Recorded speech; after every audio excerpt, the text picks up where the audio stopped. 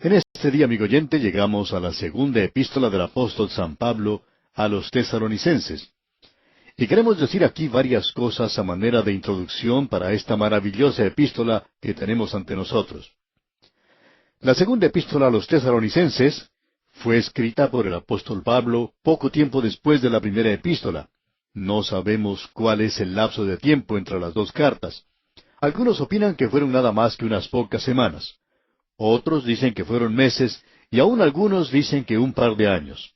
Pero no interesa en realidad cuánto tiempo pasó entre las dos cartas, porque los creyentes de Tesalónica aún eran creyentes nuevos en el Señor, y la primera carta escrita por Pablo no respondió a todas las preguntas que ellos tenían. En realidad, me parece que esa carta despertó otras preguntas de parte de esos creyentes. Y Pablo aquí está intentando responder a todas ellas. En la iglesia de Tesalónica estaba circulando una carta o un informe fraudulento, el cual se decía provenir del apóstol Pablo, y esto había conturbado el ánimo de los creyentes de ese lugar. Este informe falso indicaba que el Señor Jesucristo ya había venido y que Él ya había llevado a su iglesia de este mundo, y que el mundo de esos días estaba pasando por ese día grande y terrible de Jehová. Ahora esta gente estaba siendo perseguida como apreciamos en la epístola anterior.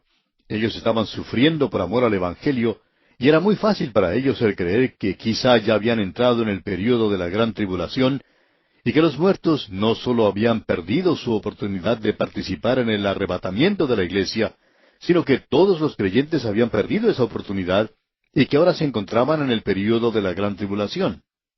Entonces, Pablo les escribe nuevamente con la intención de clarificar este asunto, de que él no había escrito la otra epístola, y que el día del Señor no tendría lugar hasta cuando ocurrieran ciertas cosas. En realidad, él menciona dos cosas que deben tener lugar, y por tanto, ellos podían pensar que no se encontraban en el período de la gran tribulación. Luego, él muestra que la iglesia profesante, esa organización externa, se está dirigiendo a una apostasía completa. El Señor Jesucristo dejó eso bien claro. Él dijo, pero cuando venga el Hijo del Hombre, ¿hallará fe en la tierra? Por la forma en que se presenta esta pregunta aquí, vemos que la respuesta a esto es que él no encontraría la fe en la tierra. Que en realidad la iglesia, esa organización, se encontrará en una apostasía total. Y el libro de Apocalipsis, por supuesto, confirma que cuando la iglesia es arrebatada, como vemos al comienzo del capítulo 4 de Apocalipsis, que uno no tiene nada más que un cascarón vacío de una organización que aparenta tener santidad, pero que niega el poder de ella. Y esa es también la gran ramera que se menciona en el capítulo 17. Y ese es uno de los cuadros más terribles que uno puede encontrar en la palabra de Dios. Esta gente, pues, en Tesalónica, creían que ellos ya habían entrado o estaban entrando al período de la gran tribulación. Bueno, en diferentes épocas en la historia de este mundo, ha habido aquellos que han creído que ya habíamos entrado al período de la gran tribulación. Por ejemplo, durante la Segunda Guerra Mundial, durante los bombardeos contra Gran Bretaña, algunos de los ministros y predicadores que eran de tendencia conservadora en su fe, llegaron a la conclusión de que habían entrado al período de la gran tribulación y que la iglesia estaba pasando a través de ese período. Uno de estos creyentes contaba en una ocasión, si ustedes hubieran estado en Gran Bretaña durante esos bombardeos, y noche tras noche se hubieran tenido que refugiar en un túnel o en un sótano con muchas otras personas, miembros de su iglesia, y donde cada noche una persona llegaba a tener un ataque de histeria, un colapso nervioso total, que hacía necesario que esa persona fuera llevada a otra zona del país, y pasar noche tras noche por cosas como esas, usted hubiera creído que era el tiempo de la gran tribulación. Un pastor con quien este creyente estaba conversando le argumentó y le dijo, si yo hubiera estado en Gran Bretaña durante esos ataques aéreos, estoy convencido de que yo, siendo tan humano como usted, hubiera dicho lo mismo.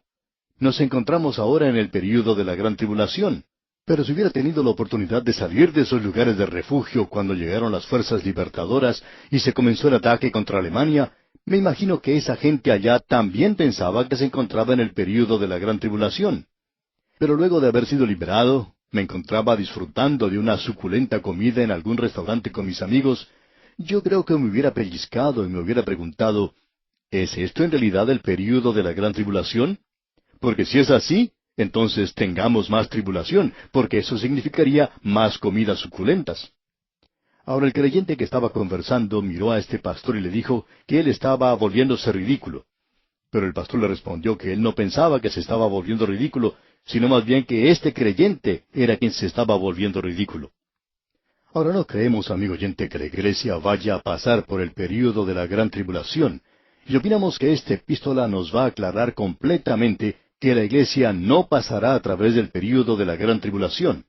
Probablemente veamos esto en nuestro próximo estudio, pero ese será el tema de esta carta aquí.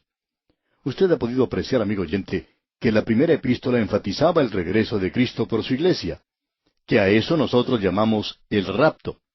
Ahora esta epístola enfatiza el regreso de Cristo a la tierra y el establecimiento de su reino aquí sobre la tierra, y nosotros regresamos con Él en esa oportunidad. Eso se llama la revelación, y esta epístola pone su énfasis en eso.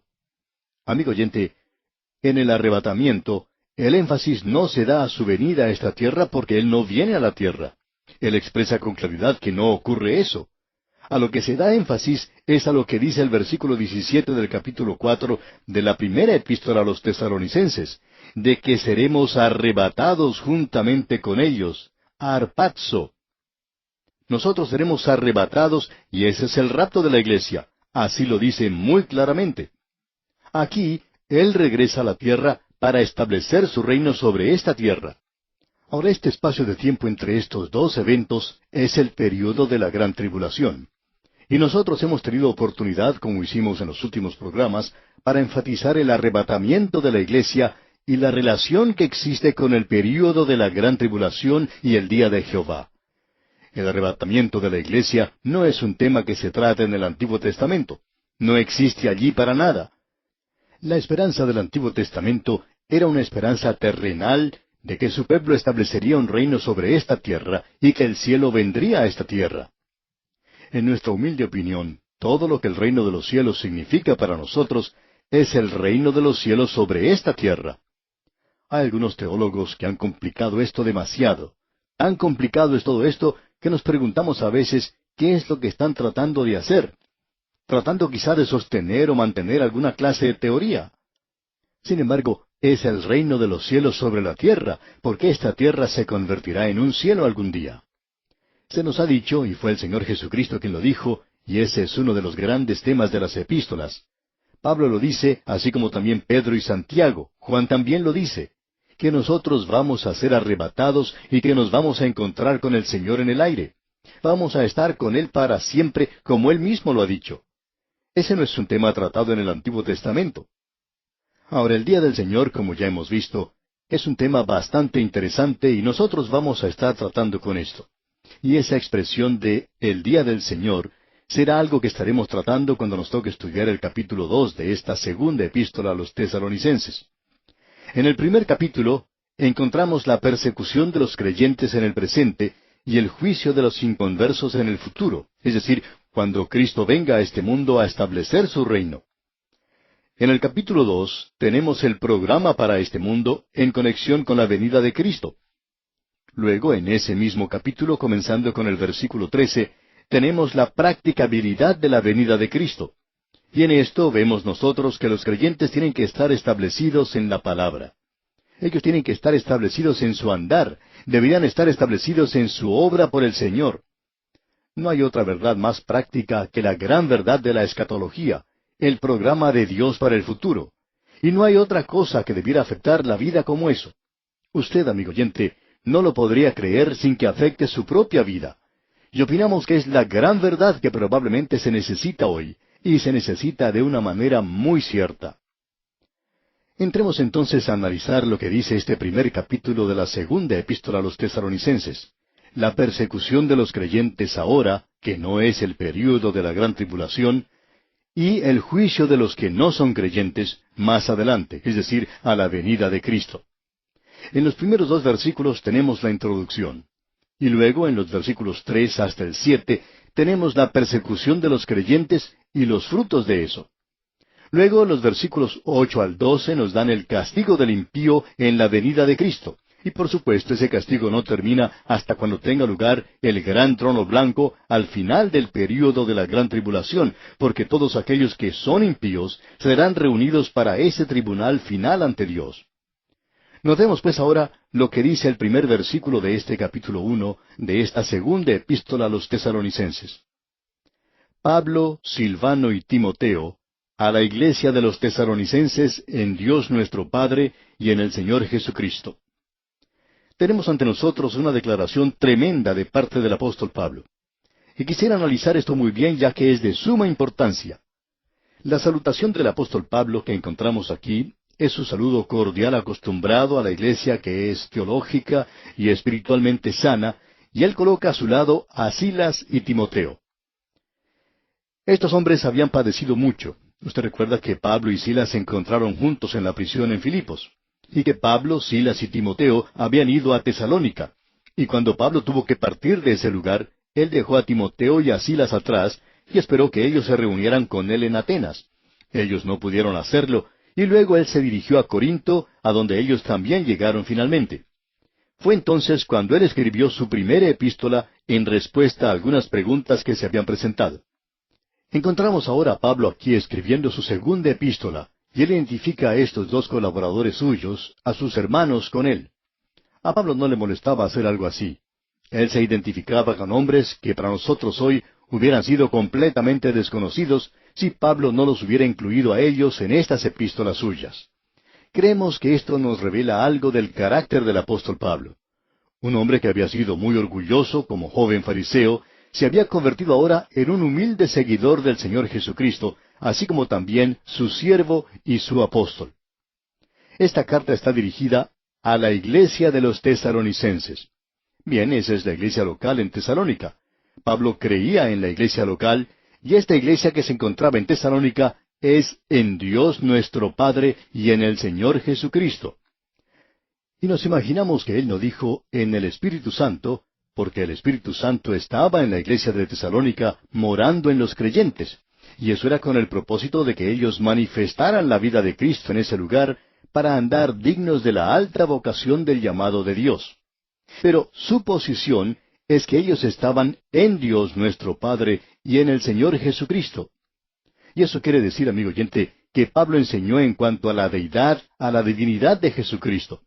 No hay ninguna duda en su mente en cuanto a quién era el Señor Jesucristo. Él es Dios. Ahora la iglesia está tanto en Dios el Padre como en el Señor Jesucristo. Usted recuerda que el Señor Jesucristo mismo lo expresó así, que sus ovejas le seguían a Él. Él las conocía. Él les había dado a ellas vida eterna. Ellas no perecerían jamás. Él dijo, nadie las arrebatará de mi mano. Mi Padre que me las dio es mayor que todos, y nadie las puede arrebatar de la mano de mi Padre. Y aquí tenemos las dos manos de la deidad, el Señor Jesucristo y Dios el Padre. Esa es la posición en que se encuentra la iglesia hoy, y eso era lo que ocurría en Tesalónica, pero estaba en Cristo Jesús. Lo importante aquí no es el nombre de su iglesia, amigo oyente, el nombre de su iglesia local. Lo importante es que usted y los demás creyentes estén en Cristo Jesús. Y entonces la iglesia local llega a ser muy importante si ellos están en el Señor Jesucristo. Y el Espíritu Santo, por tanto, mora en ellos. Y luego ellos pueden manifestar en su vecindario, en la comunidad y en la parte de la ciudad donde ellos viven y en el mundo, la vida de Dios, amigo oyente. Eso es lo que Pablo está diciendo en realidad en esta introducción tan hermosa. Luego él menciona lo mismo, la misma introducción que él usa en la mayoría de sus epístolas. Aquí tenemos la misma fórmula en el versículo 2, donde dice, gracia y paz a vosotros, de Dios nuestro Padre y del Señor Jesucristo. Aquí tenemos dos grandes palabras del Evangelio hoy.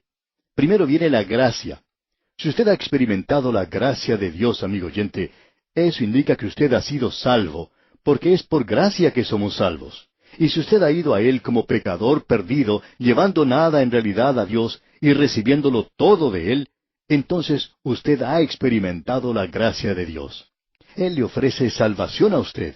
El don de Dios es vida eterna y usted no puede hacer nada para lograr un regalo, un don. Y si usted pudiera hacer algo, entonces ya deja de ser un regalo y es algo que usted ha obtenido por su propio medio, por su propio trabajo. Es como un pago. Y la salvación, amigo oyente, no es que Dios le esté dando palmaditas a usted en la espalda porque usted es un muchachito que se porta muy bien en la escuela dominical. Dios se la está ofreciendo a usted gratuitamente. Un pecador perdido y condenado como usted puede tener salvación si usted confía en Él. Y eso, amigo oyente, es la gracia. Gracia a vosotros. Y si usted ha experimentado esto, entonces usted sabe algo en cuanto a la paz de Dios. Lo que es poder colocar su cabeza en la almohada en la noche y regocijarse en una salvación como esta. Esta palabra paz es la almohada más cómoda que pueda existir para poder descansar en la noche. Es la paz que nos llega cuando sabemos que nuestros pecados han sido perdonados. Y esta no llega a causa de algún giro psicológico por el cual usted ha pasado o porque ha realizado una visita al psiquiatra. Esto viene de Dios nuestro Padre y del Señor Jesucristo, y es algo sobrenatural, amigo oyente. Y si usted no lo tiene, entonces no lo tiene. Así es. Y usted puede obtenerlo porque es un don de Dios y se da a los pecadores. Y si usted es uno de ellos, y creemos que lo es, entonces es para usted. Bien, esa es la introducción, y es algo realmente hermoso. Ahora, él comienza a hablar aquí acerca de la persecución de los creyentes y de los frutos de esto. Y él dice aquí en el versículo 3 de este primer capítulo de la segunda epístola a los tesalonicenses, dice él, debemos siempre dar gracias a Dios por vosotros, hermanos, como es digno, por cuanto vuestra fe va creciendo y el amor de todos y cada uno de vosotros abunda para con los demás. En el versículo 4 él va a hablar en cuanto a la paciencia y la fe. Y aquí tenemos otra vez esta trinidad que utiliza Pablo: fe, amor y paciencia.